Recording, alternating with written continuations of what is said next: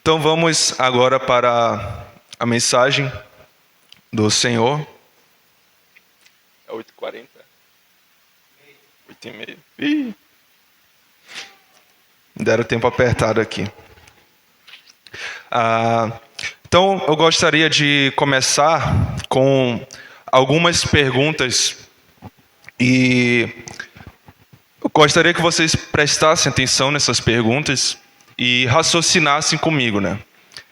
Então vão ser várias perguntas que vão nos levar a refletir no tema da mensagem de hoje. A pergunta é: qual é o seu maior tesouro? O que tem de maior valor na sua vida? Então pense aí, o que tem de mais importante, de mais valioso para você na sua vida? O que é que você protege, né, a qualquer custo? É o que tem de mais valioso para você. O valor das coisas, ele pode ser muitas das vezes relativo, né? O que pode ser valioso para mim, não pode ser valioso para o Janderson, para outro irmão. E daí vem aquela filosofia, né? Aquelas perguntas. O verdadeiro valor está nas coisas, está naquela pessoa, ou está em mim que estou atribuindo valor a ela? Qual é o critério que você usa para dizer o que tem valor e o que não tem na sua vida? Como é que você tem avaliado isso? Isso que você pensou que tem mais valor na sua vida. Qual foi o critério que você usou para dizer que isso tem mais valor e aquelas outras coisas não? E tudo isso para uma última pergunta. Você aceitaria que Jesus ditasse o que realmente tem valor para a sua vida? Se Jesus dissesse que uma coisa tem valor, como você iria dar valor a essa opinião de Jesus? Ela seria relevante para você? Você reconsideraria o seu critério para dar valor às coisas? Então vamos abrir nossas Bíblias em Mateus capítulo 13, versículos 44 ao 46.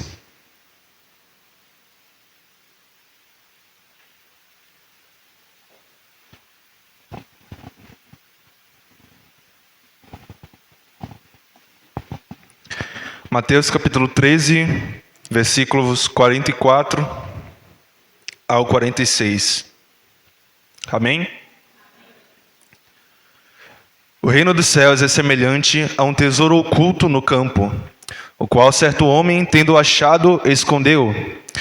E transbordante de alegria vai, vende tudo o que tem e compra aquele campo. O reino dos céus é também semelhante a um que negocia e procura boas pérolas. E tendo achado uma pérola de grande valor, vende tudo o que possui e a compra. Então, nesse livro de Mateus, o evangelista Mateus, ele escreve esse livro de judeu para judeu. Então, a tese aqui de Mateus, a razão ao qual ele escreve esse livro, é para que os judeus, o povo dele, soubesse e reconhecesse que Jesus é o rei dos judeus. Ele queria afirmar que Jesus era o Messias ao qual eles estavam esperando, que o Cristo prometido desde Moisés e os profetas era o próprio Jesus. E Jesus aqui nesse capítulo 13, ele conta várias parábolas sobre o reino dos céus, né? Nós temos aí um total de 7 parábolas de Jesus sobre o reino dos céus. E é interessante a gente notar que nas primeiras parábolas, nas 4 primeiras parábolas, Jesus ele vai contar essas parábolas para uma grande multidão, né? Aí no versículo 1 e 2 está falando, né, que Jesus se assentou e começou a pregar para uma grandiosa multidão. E mais adiante nós vemos que as 3 últimas parábolas, E as explicações das 4 primeiras parábolas, elas são contadas exclusivamente para os discípulos. Então isso nos leva a crer que Jesus ele estava interessado em que aquela multidão ouvisse a respeito do reino dos céus, mas que os seus discípulos entendessem, compreendessem, tivessem uma visão clara do que é o reino dos céus.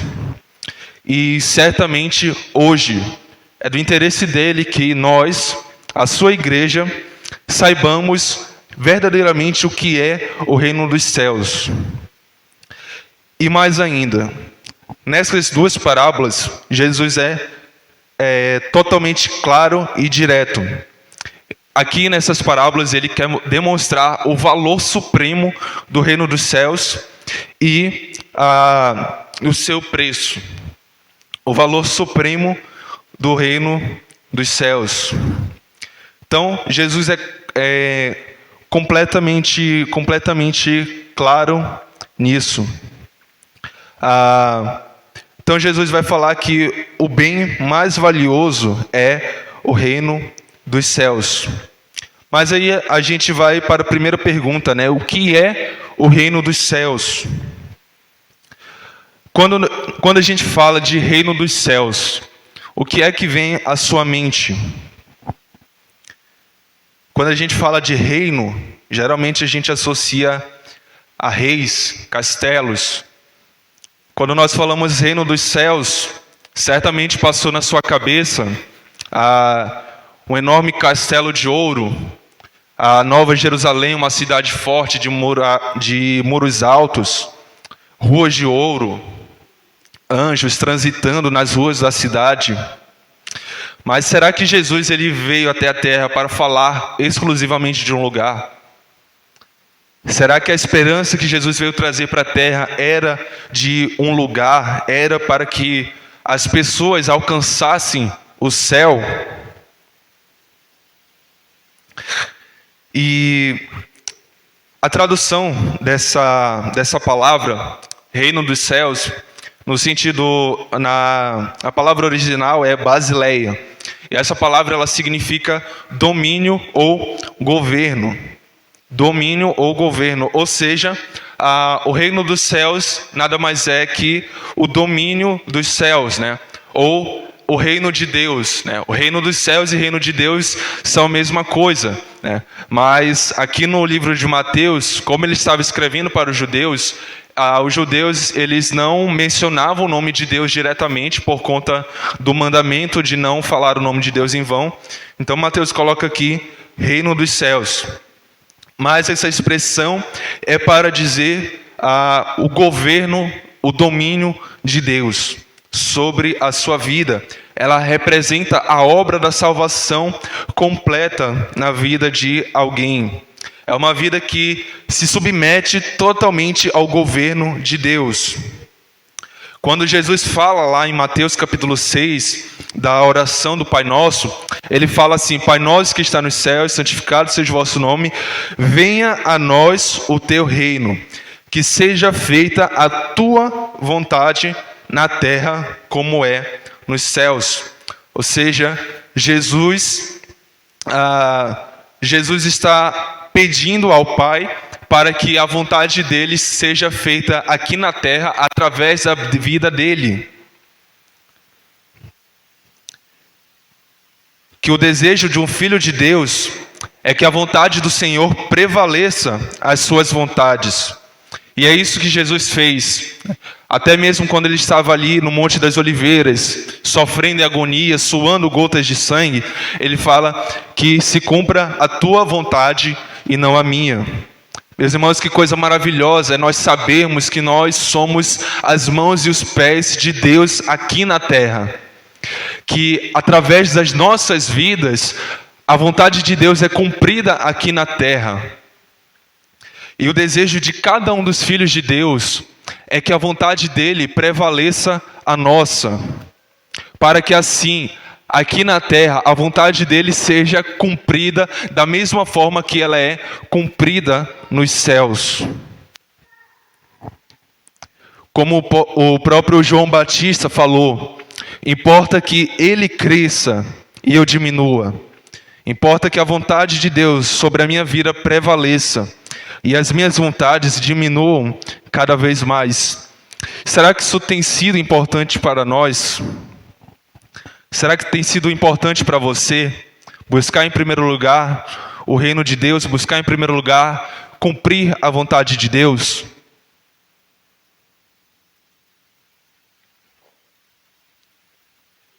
Isso, meus irmãos, é o reino dos céus. E eu fico imaginando aqui a Jesus na sua imensa sabedoria, o mesmo Jesus que é o verbo que é descrito em João capítulo 1, o Jesus que contempla a criação da natureza, Jesus que estava testemunhando, que ele estava contemplando quando Deus disse haja luz e a luz se formou, quando o próprio Deus fez a separação das águas e dos céus, quando Deus do pó da terra formou o homem, Jesus já estava ali presente. Jesus tinha na sua mente lembranças celestiais, lembranças da fundação do mundo. E eu fico imaginando a Jesus querendo passar essa mensagem para os seus discípulos. Ele veio com essa missão para falar do reino dos céus, para apresentar a salvação a todo aquele que está perdido. E Jesus aqui quer demonstrar o valor do reino dos céus e talvez não encontrando palavras que mensurassem o tamanho desse valor, Jesus vai fazer uma comparação. E ele compara com coisas que ele sabe que nós damos valor, com coisas que o nosso coração geralmente se preocupa em colocar à frente da vontade de Deus. Então aqui nós temos um grande tesouro e uma pérola. A pérola que aqui nesse contexto era a pedra mais valiosa daquela época, né? Hoje em dia nós temos já diamantes, nós temos outros tipos de pedras preciosas, mas naquela época a pérola é a pedra preciosa de maior valor. E Jesus faz essa comparação. Compara a salvação, compara a vontade de Deus sobre a vida de alguém como algo preciosíssimo, como algo que é semelhante, que tem tão valor quanto um grande tesouro e uma pérola preciosa. Mas daí nós nos perguntamos, se o reino dos céus então é essa salvação, se o reino dos céus é esse domínio de Deus sobre a vida de uma pessoa, é o ato de Deus governar sobre a vida de alguém, por que que isso é tão valioso? Por que que o reino dos céus, agora que eu entendo que o reino não é o céu, mas sim a salvação, por que que eu deveria então dar valor a isso? Para responder isso, nós vamos olhar o texto. Aqui nós temos dois tipos de homens que eles igualmente encontraram algo muito valioso. O primeiro aqui, ele estava escavando um campo. Nós sabemos isso porque no versículo 44 fala que o tesouro estava oculto nesse campo. E esse campo certamente não era seu. Ele teve que comprar posteriormente. Então esse campo não era seu, ele estava escavando o campo de outra pessoa. Tudo nos leva a crer que esse homem, ele era um agricultor. Ele era um servo. Ele estava trabalhando nas terras de alguém até encontrar esse tesouro. O segundo homem da parábola da pérola, ele é um homem diferente. A Bíblia fala aqui no versículo 45 que ele negocia e procura boas pérolas. Ou seja, provavelmente esse homem era um joalheiro. Ele sabia do assunto, ele negociava pérolas. Ele era um homem que sabia precificar as pérolas. Obrigado, meu irmão. Ele era um homem que sabia o valor do dinheiro, ele sabia fazer cálculos. Era um homem que sabia mensurar. Era um homem que lidava com altas quantias de dinheiro. Certamente também era um homem que tinha conhecimentos nesses tipos de transações financeiras. Ou seja, ele era um homem nobre. Ele era um homem intelectual. Ele era um homem inteligente. Ele entendia do assunto das pérolas. Mas ambos esses homens, eles têm uma atitude em comum. Eles se desfazem de tudo aquilo que eles têm para tomar posse daquele tesouro que eles encontraram. E aí nós nos perguntamos, por que alguém faria isso? Por que eles fizeram isso? Você aceitaria essa proposta de ter em mãos algo tão valioso, mas que para você ter acesso àquilo, você tem que se desfazer de tudo aquilo que você já conquistou?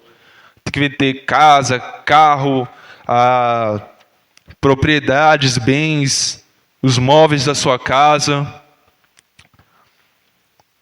Por que alguém faria isso? Para nós entendermos um pouco, nós vamos trazer um exemplo aqui. Alguém aqui já se mudou de casa, já se mudou de estado, de cidade? Alguém já? Já? O pastor aqui já lá do Pará, né?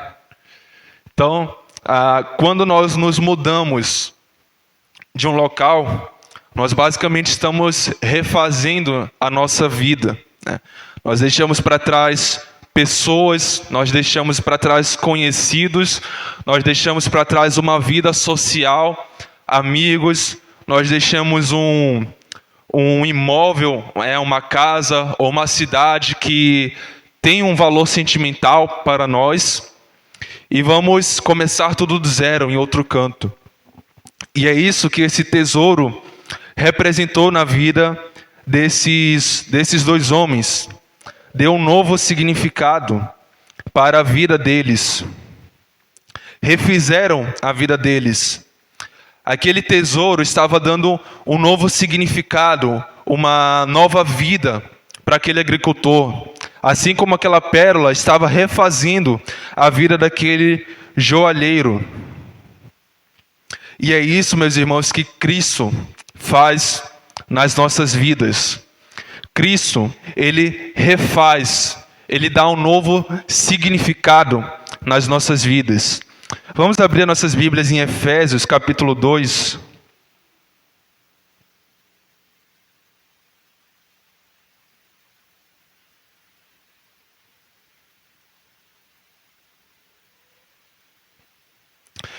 Efésios, capítulo 2, diz assim: Ele vos deu vida, estando vós mortos nos vossos delitos e pecados, nos quais andastes outrora segundo o curso deste mundo, segundo o príncipe da potestade do ar, do Espírito, que agora atua nos filhos da desobediência, entre os quais também todos nós andamos outrora, segundo as inclinações da nossa carne, fazendo a vontade da carne e dos pensamentos, e éramos, por natureza, filhos da ira, como também os demais.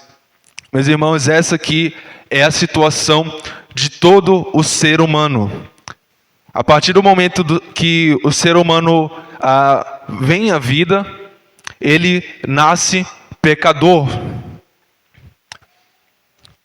Todos nós fomos criados por Deus como uma expressão do amor de Deus. Deus lá na eternidade queria compartilhar esse amor. Ele criou um universo inteiro, Ele criou um mundo inteiro. Ele criou pessoas para habitar esse mundo, criou pessoas para habitar no jardim, para que Ele pudesse então se relacionar com o ser humano, para que Ele pudesse compartilhar esse amor com o ser humano. E o propósito dele estava estabelecido ali no Jardim do Éden. Ele tinha esse relacionamento com o ser humano. Ele tinha criado o homem com propósito, e o homem e a mulher estavam ali vivendo esse propósito. Mas a partir do momento que eles desobedeceram, que eles preferiram não mais continuar seguindo aquela vida, mas eles queriam ter um conhecimento além, eles queriam ter domínio sobre as suas próprias ações, eles queriam pensar e fazer o que eles quisessem. Ou seja, eles não queriam mais aceitar o governo de Deus. Eles não queriam mais aceitar aquela vida que Deus tinha planejado, arquitetado e dado para eles. Meus irmãos, esse é o nosso estado. O pecado, entenda que não é simplesmente ações. Não é você mentir, não é você fofocar, não é você adulterar, não é você ser orgulhoso. Mas o pecado em si é nós estarmos separados de Deus. É nós, como criaturas, nos voltarmos para o nosso Criador. É nós olharmos o que Deus tem para nós e nós dissermos: não, isso não serve para mim, eu não quero isso. Eu quero ter domínio sobre as minhas ações. Eu quero fazer as minhas escolhas. Eu quero fazer o que agrada a mim, não o que agrade a Deus.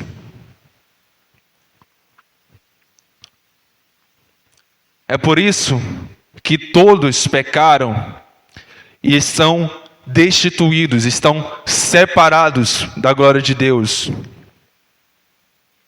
É por isso que o homem mais piedoso do mundo, a mulher mais piedosa do mundo, que tenha mais boas obras no seu currículo, se ela não se arrepender dos seus pecados, se ela não se achegar a Jesus Cristo, ela morrerá eternamente. E isso não é injustiça, né? Como muitas das vezes nós pensamos. O inferno não é uma injustiça para nós. Na verdade, o inferno é justiça. Todos nós merecíamos ir para o inferno, porque nós rejeitamos a Deus. Todos os dias das nossas vidas, nós ouvimos a nossa carne. Todos os dias da nossa vida, nós queremos viver para nós mesmos. Nós queremos ter domínio sobre as nossas ações. E nós, cristãos, temos que nos esforçar, temos que matar a nossa carne, para que nós possamos então cumprir a vontade de Deus. Então o inferno, meu irmão, é uma justiça. Todos, não há quem faça o bem, não há nenhum sequer. Todos se fizeram inúteis, são escravos do pecado, e assim vão caminhando. Mas aí vem a continuação desse versículo. Versículo 4. Mas Deus, sendo rico em misericórdia, por causa do grande amor com quem nos amou, e estando nós mortos em nossos delitos, nos deu vida juntamente com Cristo. Pela graça vocês são salvos. Pela graça sois salvos. Então Jesus, Ele nos resgata. Deus manda o seu próprio Filho como uma expressão da sua misericórdia. E aqui o versículo 4 diz: do seu grande amor. O mesmo amor com o qual Ele nos amou para nos criar, é o mesmo amor que Ele nos oferece quando Ele envia Cristo para morrer pelos nossos pecados. O inferno, como eu falei, ele é uma justiça para todo pecador, para todo aquele que se volta para Deus. Mas esse mesmo Deus que é justo, Ele é um Deus misericordioso, Ele é um Deus de graça. Ele poderia deixar o ser humano continuar na sua miséria, no seu pecado, mas Ele oferece uma oportunidade. Ele oferece uma solução para a redenção da criatura caída.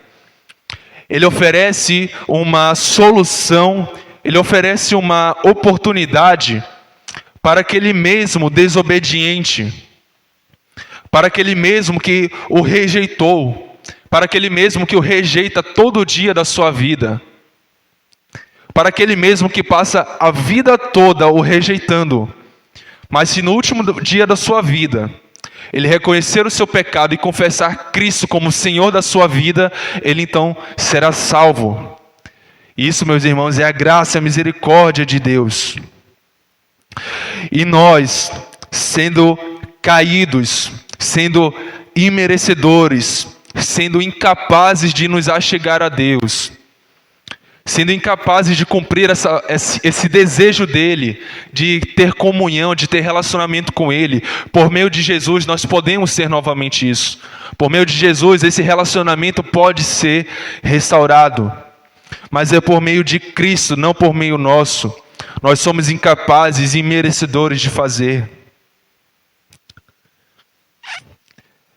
E um dos critérios para nós avaliarmos o valor de um objeto não é justamente a raridade. Então as pessoas falam valor, as pessoas têm valor porque não tem nenhuma igual a outra. Esse objeto ele é valioso porque tem poucos deles que existem no mundo. Mas, meus irmãos, salvação em nenhum outro há, a não ser no nome de Cristo Jesus. Através do nome de Cristo, nós temos salvação, nós temos redenção, nós temos solução para os nossos pecados. E é algo que somente Ele pode oferecer. Somente Ele pode nos conceder. E Ele é do desejo dele oferecer isso ao ser humano. O preço do pecado é a morte. Romanos 6:23. O salário do pecado é a morte. E esse preço, meus irmãos, não cabia a nós pagar.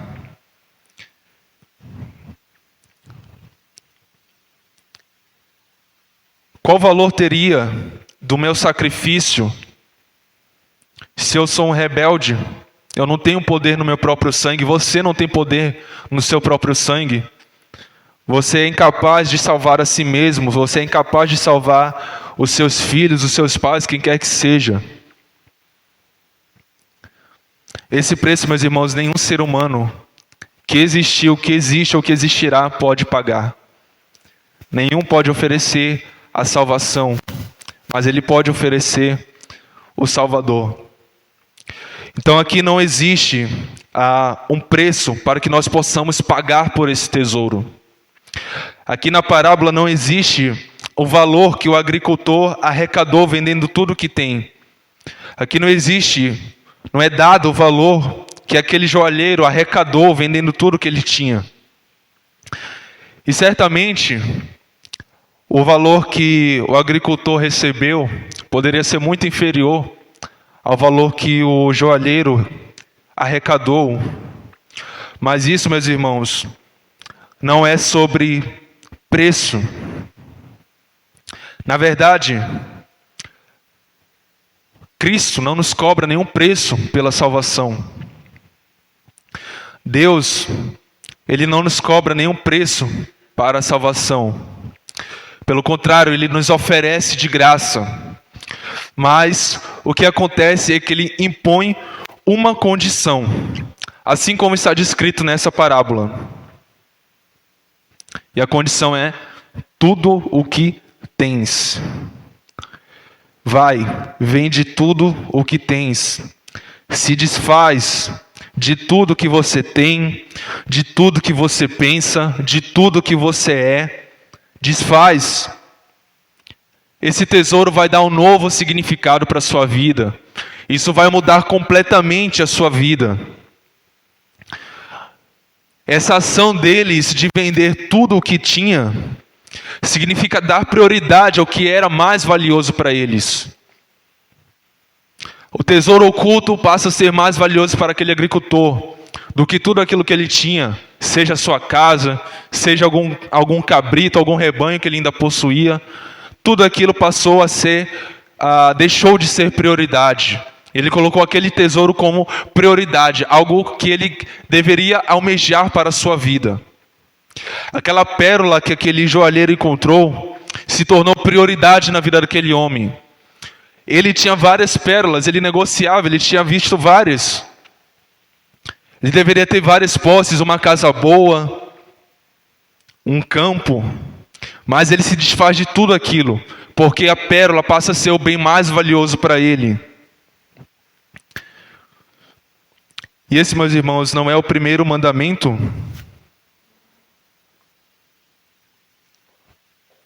Mateus 22, 37, Jesus vai falar sobre o primeiro grande mandamento: amar a Deus acima de todas as coisas. Amarás, pois, o Senhor teu Deus de todo o teu coração, de toda a tua alma e de todo o teu entendimento. Meus irmãos, ninguém pode servir a dois senhores. Não existe, Deus não divide espaço, Deus não divide palco. Não dá para existir Deus e riquezas. Não dá para existir Deus e orgulho. Não dá para existir Deus e trabalho.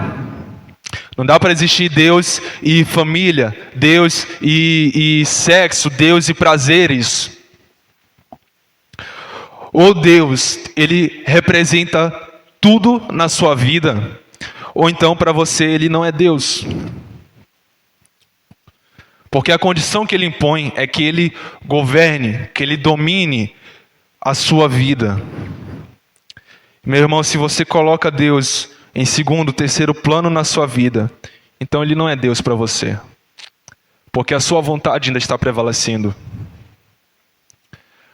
Porque você ainda está rejeitando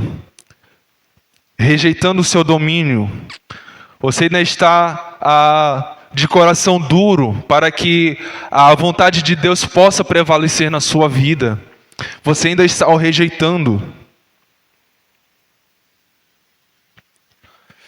E Jesus, ele traz essas verdades ainda mais forte. Lá em Mateus capítulo 10, versículo 37 e 38, ele vai falar: quem ama o seu pai ou a sua mãe mais do que a mim, não é digno de mim. Quem ama o seu filho ou a sua filha mais do que a mim, não é digno de mim. E quem não toma a sua cruz e vem após mim, não é digno de mim. Ou seja, ele está falando até de pessoas, até da sua própria família. Existe um fenômeno hoje que é chamado de filholatria, né? Pais que colocam os seus filhos, que querem mimar, querem blindar, querem proteger, colocam os seus filhos acima de todas as coisas. Assim como o sacerdote Eli fez, quando ele não repreendeu seus dois filhos, que zombavam das ofertas do Senhor. É uma palavra dura, meus irmãos. Colocar Deus acima de pessoas próximas que nós amamos. Mas Deus, ele quer você por inteiro. Deus, ele não quer só partes de você. Deus não quer só você pelos domingos. Deus não quer você por algumas horas do seu devocional. Deus não quer só você quando as coisas estão indo ruins. Quando você está doente, quando você está sem dinheiro, quando você está precisando fazer alguma realização na sua vida, quando você está para fazer uma prova. Deus não quer só você quando tudo está indo bem, quando você está com dinheiro, quando você está com saúde, quando você está prosperando.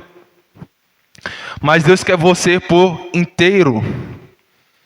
O salmista Davi vai nos dizer que sacrifício agradável a Deus é o espírito quebrantado, coração quebrantado e arrependido. Deus deseja corações mais do que sacrifícios. Deus deseja um coração arrependido mais do que alguém que vem nos cultos todo domingo. Deus deseja coração arrependido mais do que aquele que todo domingo dá a sua oferta, dá o seu dízimo. Deus quer corações arrependidos, mais do que aqueles que doam dinheiro, doam a sua cesta básica para fazer o bem. Meus irmãos, Deus se preocupa com a alma do ser humano. Deus se preocupa com o seu coração, com o seu íntimo.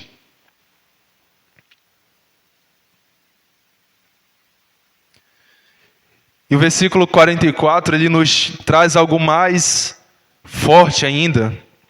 Ele nos diz que ele se desfez de tudo aquilo com enorme alegria. Ou seja, tudo aquilo que a ele dava valor, perdeu o seu valor original.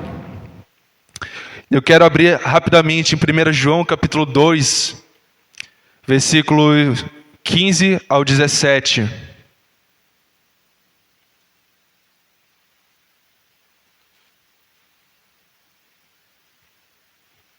1 João capítulo 2, versículos 15 e 17.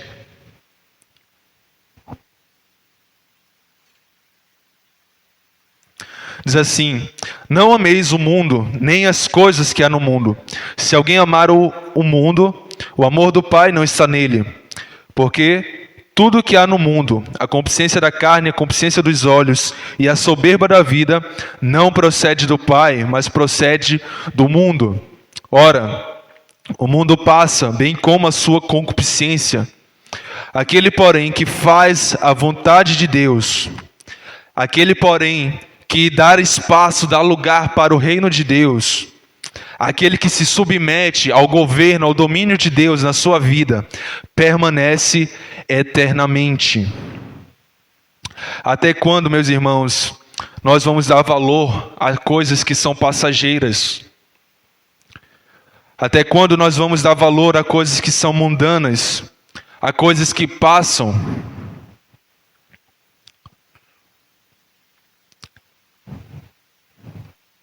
Meus irmãos, as riquezas, elas passam. O salário mal cai na conta, já some, né?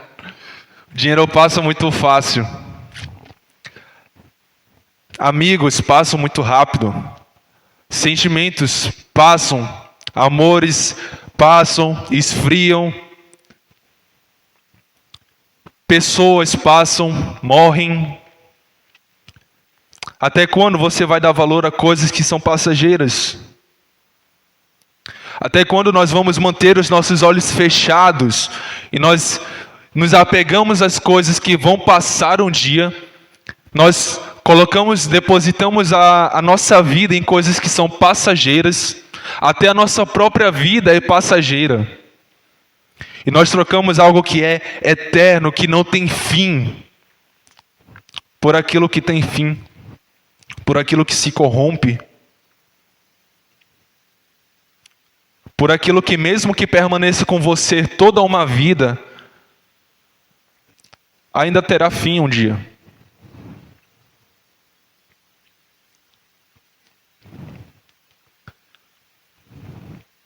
Até quando nós vamos trocar Deus por prazeres, por objetos, pessoas, sentimentos?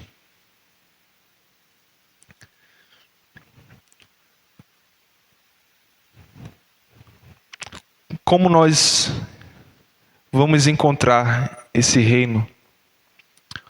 Como nós podemos nos achegar a Ele, agora que eu sei o valor, agora que eu sei que eu não preciso ter um preço a pagar, mas eu preciso colocar uma condição, estabelecer uma condição. Como é que eu faço para tomar posse desse tesouro? Nessas duas parábolas, nós temos dois meios ao qual Deus se manifestou. O pobre agricultor, o pobre servo, ele estava em mais um dia de trabalho. Estava ali, mais um dia ele não esperava encontrar aquele tesouro. O joalheiro, ele estava buscando, ele estava negociando, ele estava atrás de uma pérola de real valor. Ele estabeleceu uma busca inteligente por aquela pérola, até que ele pudesse encontrar uma pérola que realmente tivesse um valor superior. Talvez você hoje se identifique com o agricultor. Você estava no mundo, não estava procurando a Deus, mas um dia você ouviu sobre Ele. Mas um dia você teve um encontro genuíno com Ele. Mesmo você estando morto nos seus delitos, nos seus pecados, você ouviu falar sobre Ele. Aquela mensagem tocou o seu coração. Pode ser hoje à noite. Talvez você já tenha há tempos ouvido falar sobre Ele. Talvez você tenha nascido no lar cristão, assim como eu.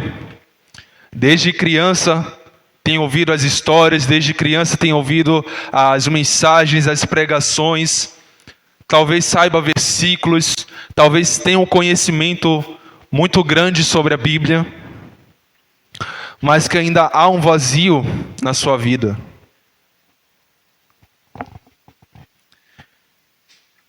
Que você ainda não sente que você foi verdadeiramente salvo. E você busca, sabendo da sua culpa, sabendo do juízo que lhe aguarda, você busca compensar essa culpa com a frequência no culto, com boas ações, com ofertas. E assim, de pérolas em pérolas, você vai ainda procurando atrás. Você está buscando, talvez você até leia a Bíblia, mas você quer ter esse encontro genuíno, você quer encontrar realmente algo valioso, que vai ressignificar a sua vida.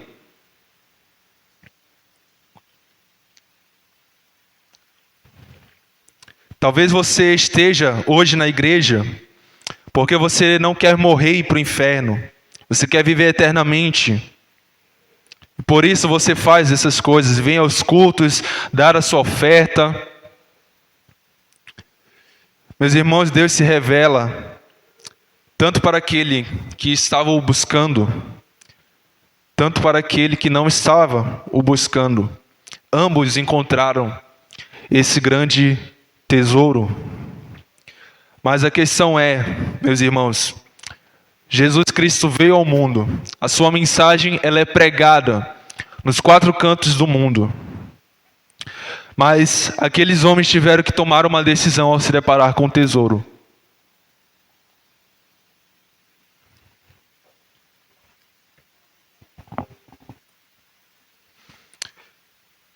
Ao se deparar com o tesouro, eles sabiam o que eles deveriam fazer. Aquele agricultor ele não poderia tirar aquele tesouro do campo, porque se ele tirasse, ele deveria dar ao dono do campo.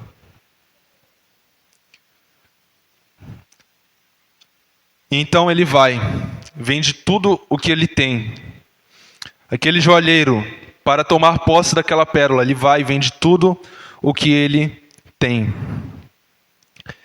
E assim como eles tiveram esse momento, esse encontro com esse bem valioso, quando eles tiveram esse encontro com esse tesouro que mexeu com o coração deles, que mexeu com a vida deles, você também tem essa decisão a fazer. Você vai aceitar essa condição de entregar completamente a sua vida para o governo de Deus? Você vai se dedicar, você vai entregar, você vai se negar, você vai se matar, para que então Cristo possa habitar em você, para que então não seja você, não seja as suas vontades, mas que seja a vontade de Deus, que seja Cristo vivendo em você. Ou você vai deixar essa oportunidade passar? Ou você vai enterrar novamente o tesouro e continuar o seu caminho? Ou você, ao encontrar realmente aquela pérola que realmente tem grande valor, você vai preferir ficar com aquelas que não têm valor igual?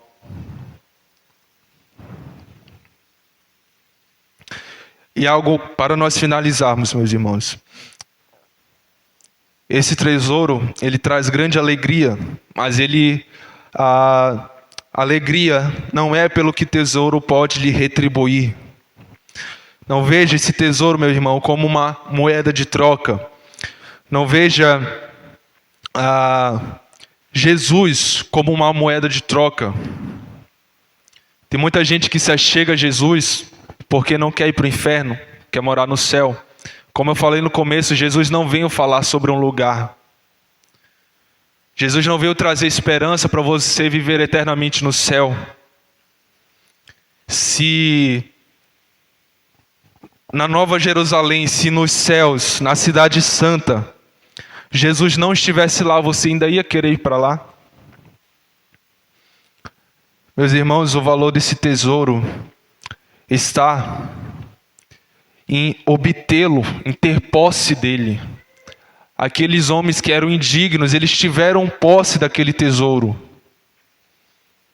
Aquele agricultor, aquele pobre servo, aonde na sua vida ele poderia imaginar colocar as suas mãos naquele tesouro? Aquele joalheiro, depois de tanto tempo buscando, traçando buscas, traçando planos, ele finalmente encontra aquilo que ele estava procurando a sua vida toda. E a alegria dele era ter aquilo com ele, era se apegar, ter para ele aquilo. Dessa mesma forma, meus irmãos, nós devemos nos apegar a Jesus.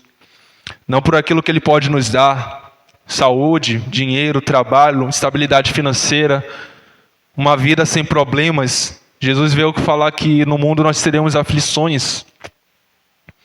Mas o que ele quer trazer é que nós tenhamos ânimo, porque ele venceu o mundo.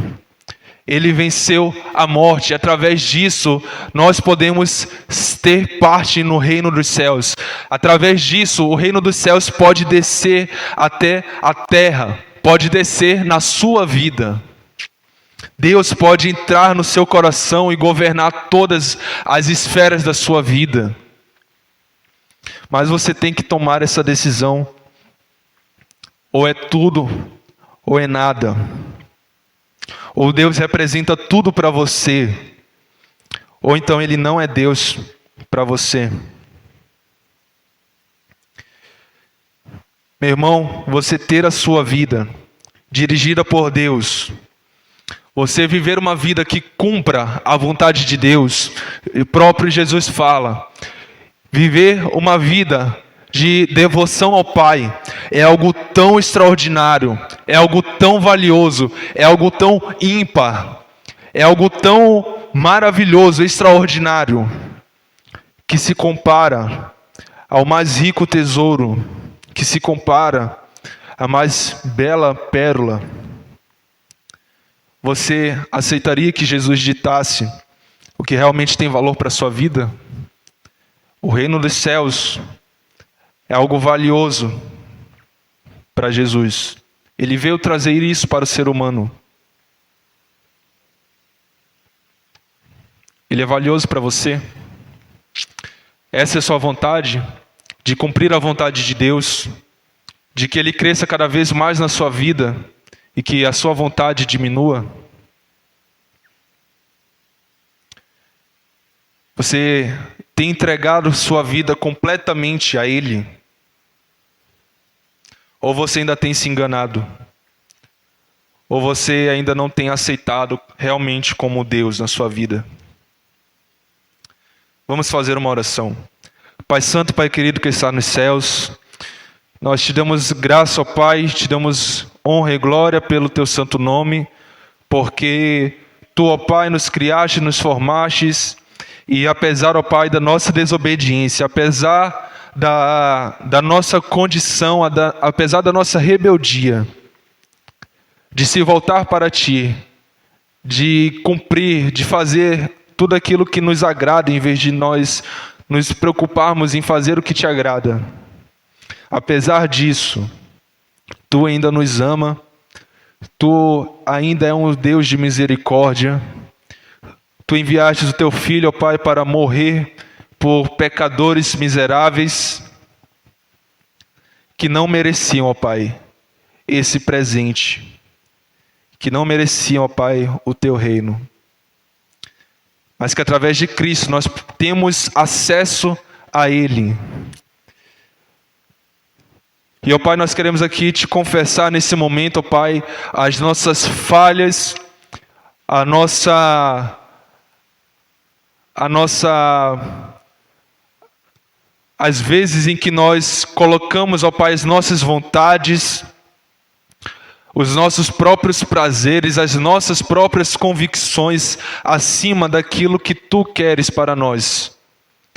Onde muitas das vezes, ó Pai, nós nem sequer buscamos saber qual é a vontade do Pai, qual é a vontade de Deus para a nossa vida. E assim, ó Pai, nós vamos trocando, nós vamos colocando cada vez mais prioridades na nossa vida, e Tu não tem sido prioridade, Tu não tem tido espaço, Tu não tem encontrado morado nos nossos corações.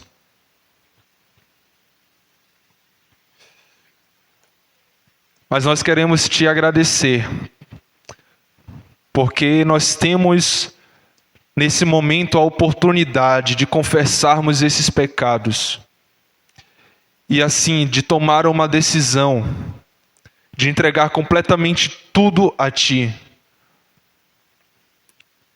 Tudo que eu tenho, tudo que eu sou, tudo que eu penso, tudo que eu faço, ó Pai, que a partir de hoje nós possamos entregar para Ti, ó Pai.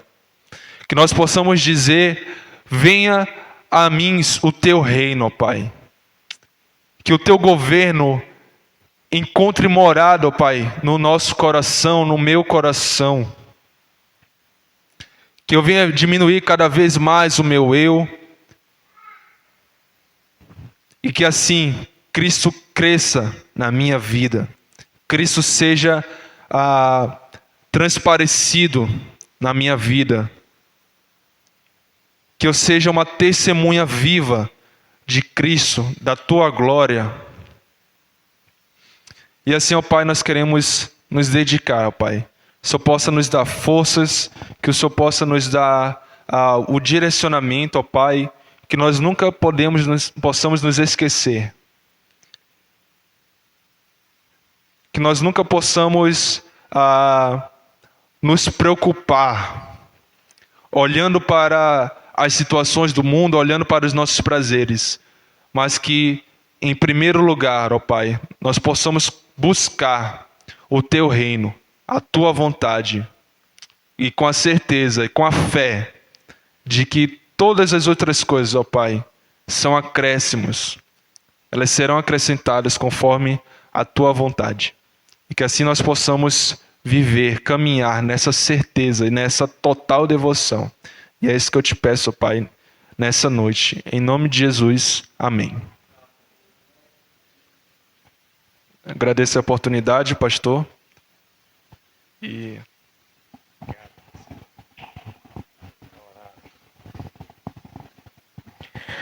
Meus irmãos, discípulo do pastor Ciro, né? Pastor Ciro pregava alto, né? Alguém dormiu aí? Não, né? Ficou com dor de cabeça com essa voz aí poderosa? Ok, irmãos, então graças a Deus para nós pensarmos no reino de Deus, que é algo muito importante, é algo muito excelente para as nossas vidas. Possamos dar continuidade mediante a pregação do Evangelho de Jesus Cristo e sermos usados, irmãos, sermos usados nesse reino. Deus, Ele nos... Presta atenção que eu vou lhe falar. Deus, Ele não nos salvou para nós não irmos para o céu. Deus, Ele não nos salvou, porque se tivesse salvo, todo mundo já estava no céu. Mas Deus, Ele nos salvou para nós trabalharmos para Ele. Como o irmão falou, já pensou nós chegarmos lá no céu e não tiver Jesus? Você estaria satisfeito? Estou aqui no céu, mas cadê Jesus? Ninguém estaria satisfeito. Então, possamos trabalhar na obra do Senhor. Chegarmos lá no céu, encontrarmos Jesus. Amém? Obrigado, irmão Eliseu. Conte aí com as nossas orações, com o nosso apoio, irmão que se sentiu tocado. É uma graça, sempre é uma graça nós participarmos, de ofertarmos, sendo generosos com pessoas que querem trabalhar, que querem servir ao Senhor, que querem se preparar Essa igreja que Eliseu ajuda já o missionário Guilherme. Já vamos para 2 anos ajudando ele. Alguns irmãos ajudam também ele. E o Guilherme vai estar voltando no final do ano, em dezembro. E agora vai o Eliseu para continuar essa obra de preparação, ok?